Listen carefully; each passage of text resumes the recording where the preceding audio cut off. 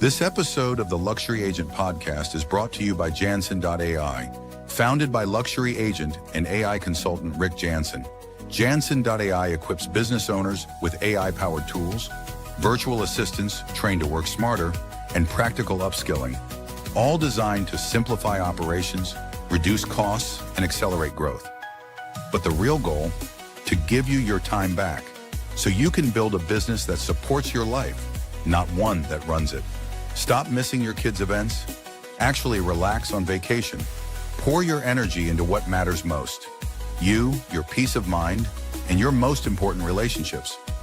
Visit Janson.ai to book your free consultation and explore smarter ways to scale.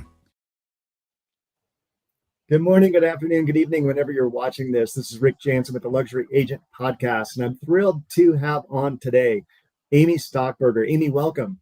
Thank you, Rick, for having me. I'm honored to be here. Well, thank you. And so I always put out there like, hey, number 1 in South Dakota, number 52 in the country, but why should people pay attention? I like to invite you to do a little 30-second humble brag. Like, why am I investing the next 15 minutes listening to Amy and Rick talk? Okay, well, I like to say that I have a PhD in failing forward. So I failed forward for so many years and I figured out what the things not to do. So I systemized them so I can do them at a really high level. And it's paid off. So like you said, we're in South Dakota, been the number 1 team since 2017. My team actually runs about 10% of our local market share with only about 20 agents. And we've created a lifetime home support model where we have a system and strategy to take care of the client before, during, and forever, which allows myself and my agents to build a repeat and referral business over 90+%, which we all know a repeat and referral business is worth way more than one that's not. So I'm helping my agents build big, juicy legacies. That's my vision, to help my agents, my clients, my community build big, juicy legacies through our lifetime home support model. Oh, that's fantastic. Folks, that's a lesson right there in having a terrific soundbite about how to promote yourself. I love that. So, Amy, someone's in your market there in South Dakota. Where in South Dakota are you? We're in Sioux Falls, South Dakota. We're the largest metro in South Dakota. All right, so someone's in Sioux Falls. They're looking at Amy Stockberger. They're saying, well, I want to sell my luxury home. What's making you different? Like when you're going to that listing presentation or when you're preparing for that, because I imagine there's sort of a pregame as well. What's that distinguishing factor that makes you the top pick? Yeah, well, we have a very aggressive seller strategy, and it starts, with 2 big pillars: our digital presence, and then our word of mouth presence. And I think no matter the size of your city, you need to have that because that's the first 2 places buyers go, right?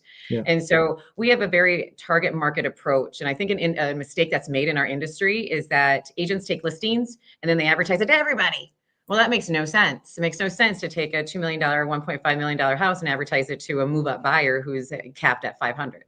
And so we figure out, and then that's part of our whole strategy, figure out where that buyer pool lies or who that buyer pool is so that we're marketing that target market to the listing to the right people. One of the ways we have exclusivity with one of our biggest publications here in town that has those C-suites who will get an email that goes out to them right away. So we target market that way digitally. We target market digitally with corporations that we know are moving people in from markets. A lot of times those are C-suites too that have that pay grade that are going to align with that.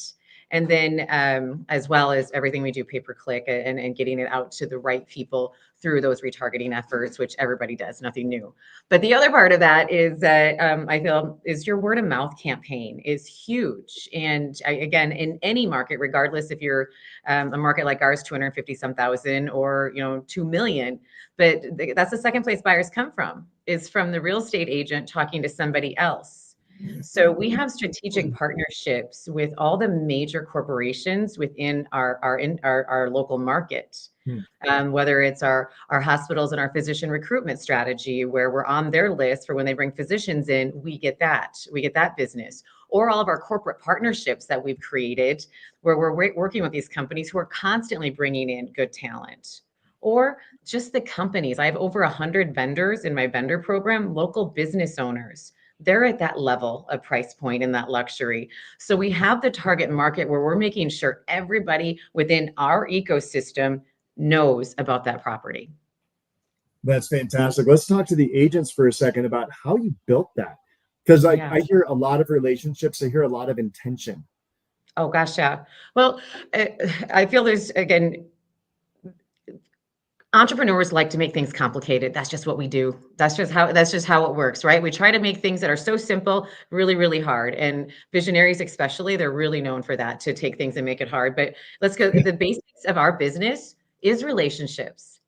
Your database, your sphere is always going to be your biggest lead source. So I feel, in what I teach agents and my agents locally, is that you need to have as much intentionality on growing that number every single day. So that's what we've done with our lifetime home support model, is built a repeat and referral business by growing those relationships, but by authentically helping those. So, we can't just have a relationship if you're just like, hi, I just want something from you.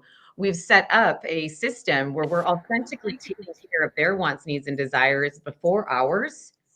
And what happens then is that the sales naturally follow, because we're setting up our programs to help them scale their businesses, to get them in front of our audience, which is our clients, which we know are going to need their products and services. And we know, we, as real estate agents, we're super connectors, guys. That's who we are. We connect buyers and sellers, and then we connect our clients with everything else they need.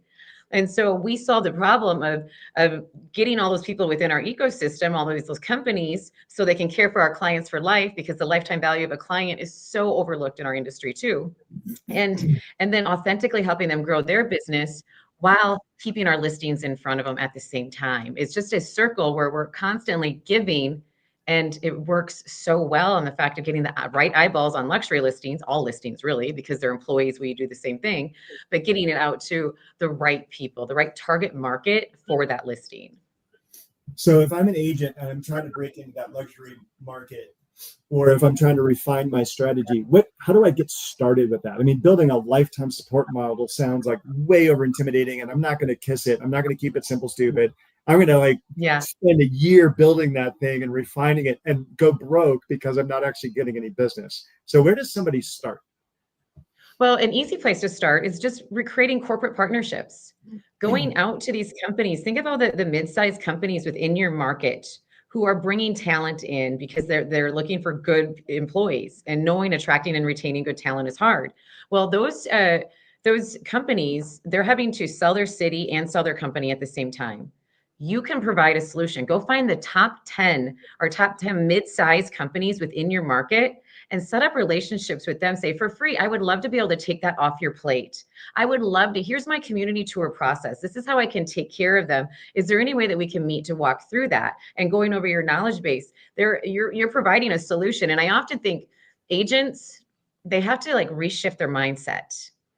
When they do that, they think, oh, I'm asking them for something, but that's not the case. Really, you're providing a service. Like, hey, do you want to take something off your plate, something that I'm really good at, and that's going to help you retain and attract better talent? I would love to do that for you. And you can take it to the next level, because all companies, this is again, good entrepreneurs solve problems. That's our job. We solve problems. But here's the deal, that every company, one of their biggest problems is employees, attracting and retaining good employees. So you're coming to these HR, to these recruiters, and saying, I have a solution free to you. It's not going to be as much work for you. I'm going to take work off of your plate.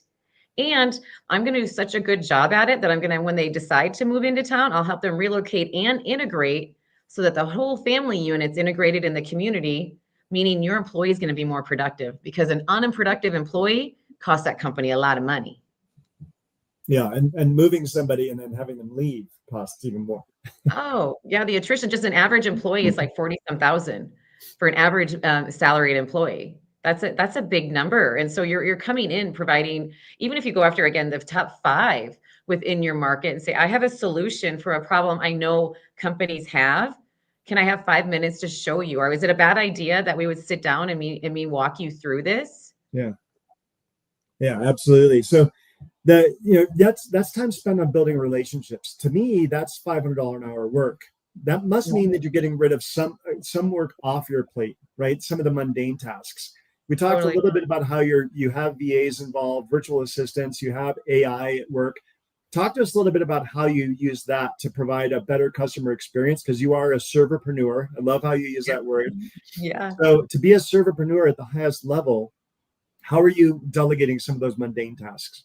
Right. So Repeatable excellence is one of our core values, and it's kind of a joke, but in our in my beautiful little business here, that when I say checklist, my team says drink because I say checklist so much. Like it needs to be on the checklist. Like there's our checklists are living, breathing entities. That's just what they are. But we have everything systemized, so we have that repeatable excellence. Well, we found out, decade plus years ago that that could be really easily handled with a lot of VA help. And so we have a good team. I think we have 6 maybe VAs on our virtual team right now who handle a lot of that task manager stuff. That's they're taking down those items. And even before this, but we do a lot of automations. I always joke like the OG automations. So OG automations like text replacement on your phone. Yeah, we do that. Like I don't type out. I always joke like I get to tell a lot of people I love them every day, but I do not have time to type out LOVE space YOU. It's LU on my phone and it types it out. Same thing with everything we do more than once. We have a shortcut for it so that we can automate and make that task. If I can shave 3 seconds off here, 3 minutes off here, then that means my people can serve at a higher level doing something else, which is how we've been able to continue to build in unique value propositions and higher levels of service because we are constantly finding ways to automate those processes. That's fantastic. I couldn't have said it better myself. And because I preach saving time all day, every day. Oh, keep your business SAD, systemized, automated, delegated, or deleted. Yep. Yeah, and that's fantastic. Go into a little bit more about that. The sad, this being sad makes me happy. Yeah, well, being sad makes this girl so happy. Oh, systems are one of my superpowers, and when a system's not followed, it blows my mind. I don't know. I might be on the spectrum. I don't know, but it just blows my mind when it's not followed. But that is our whole our whole culture lives on that. And here's the other thing. This is one thing that since the AI, like what our staff knows is that first we live by the 1-3-1 rule, that if anybody, and we do it with our agents too, that if there's a problem, they have to come to us and 1-3-1 it is what we call it. I think it's the Brad Peterson thing. He's awesome. He wrote the book Startup Santa. He's an amazing human, had beautiful exits on I don't know how many companies, but I believe it's his strategy. But they come to us with the problem first, the one, like what's the problem? Because typically once you clarify the problem, you're halfway to the solution anyway, right? But that's a lot of times people don't really get clarity on what the problem or the bottleneck is. So they first have to come to us with the one. And then they have to come to us with the 3. What are the 3 viable solutions? And then the last one is, what is their idea? And if I'm hiring somebody for me to do their job, then I don't need them in their job, right? So I want them to teach them to be leaders of their job of like, how do you get to that? Well, if now with AI, what we've implemented into our culture is that if you're not using a large language model in the systems that we have laid out for you, you're being irresponsibly unproductive. And that doesn't work within my culture. Like, no, like there's so many other ways for us to serve higher. And we've created these, like my chat GPT admin, just for my admin, not the leadership one I use. I built that. I grew that. I had, that was my first knowledge base that I put everything. I mean, it knows everything about me, where I am on the disc. It knows everything about every goal we have. It knows every department, what their KPIs are, knows all of those things, what our marketing goals are, so that when my staff is using that, they're constantly going in, making it smarter. But that's where they need to go first. Or if they're going into Claude, if it needs something different for something else, or Grok, but if it's more content stuff sometimes. But again, it's just having those systems and that expectation of that, because we don't have the answers for everything, right? And we're always supposed to be future-proofing our business as entrepreneurs. This is how we're future-proofing it, by helping our team, our leaders, be leaders themselves and find solutions themselves so that we can all raise higher and serve higher. Nice. And I like in that 1-3-1, if you don't happen to be gifted in a out of the box thinking sort of capacity, ChatGPT can now help you do that, or large language models can help you do that, right? But here's my problem. And based off of the Startup Santa, help me strategize what the top 3 viable options are. Let's start with 9. Let's refine those, whittle those down to 3. Because that sort of out of the box thinking isn't a gift that everybody has. Totally. Well, so my leadership, I'm kind of embarrassed that it took me this long to figure this out. So we're sitting in our 90-day, we do EOS, and we run EOS, and we're sitting in our last 90-day quarterly meeting. And we had used, we each used our own, AI to help our rocks be smart. Rocks are your 90-day goals that everybody within their seat run, right? And so I'm like, oh my And gosh. SMART is an acronym, and EOS is an acronym. Yes. Yeah. EOS. Yep. Entrepreneurial Operating System. So that's how we run our business. We run it just in 90-day in sprints. And there's different people who are like, we're all sitting in different seats. I'm the visionary, but I also sit in the marketing seat because that's part of one of my loves. And so, but my finance seat is my husband. My support seat for my agents is actually my son. My business developer sits in that seat, and my ops sits in another one. And but we all have our own rocks to help us get to our next level of growth, because we should always be focused on what is most fixed or what is most broken in our business that we can fix the fastest with the highest amount of ROI. So we're looking at what is that, how does that align with what our next growth stage is? And we created just a GPT on this where we can go in and make that rock smart. Like, is it specific? Is it measurable? Is it attainable? Like, is it timely that we're gonna be like, so those things to making sure, because it's sometimes you're sitting in a day meeting, you can get gumbled. We're humans. Our brains are like, okay, yeah, that does seem smart. And I'm like, no, it's not. Then we go to the next meeting, like, that was garbage. What were we thinking? And it made it so much easier for us this time. I'm like, oh my gosh, you guys, we just got done with what was normally like an 8-hour process in 6 hours. And our goals are so much more viable and make more sense because of this beautiful time we live in. Yeah. And if people aren't using AI for their quarterly planning, they're just missing the boat. Right. And I think we talked about this already once, but just to reiterate, so think about this, real estate agents. If our business is built on relationships, and we know big tech, different people have been trying to take a big portion of the real estate agent's job, what should we be doing? We should be 10xing down on those relationships, on how we can serve at a higher level, because that's one thing tech will never be able to do. You can use tech to take care of all those other things, which you should be doing, but you also need to be becoming that advisor for life, so that you are the one who is going to be remaining in this fight that we're having in our industry right now to stay of the high values of service and provide that experience the clients need and crave, outside of all the other things that are kind of coming in and getting really noisy. And there's a lot of noise out there.